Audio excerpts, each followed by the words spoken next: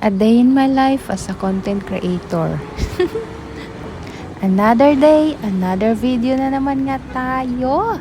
At dahil content creator nga tayo, itong sunset na to ay hindi natin palalagpasin. Paglabas nga ng pintuan ko, ito yung makikita ko.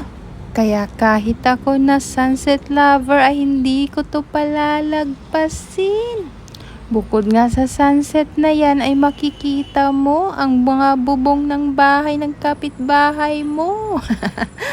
At ang bising kalsada nga na yan dahil sa mga sasakyan na paruot parito na naghahatid ng mga nagtatrabaho patungo sa kanilang mga tahanan at papasok sa trabaho. At mukhang hindi nga lang sunset ang pinag-uusapan dito sa content ko. Dahil pati nga mga nagtatrabaho ay nabanggit ko na rin.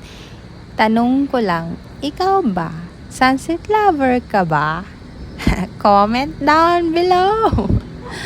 Maraming salamat sa panunood mo dahil nasayang ko na naman ang 1.5 minuto mo.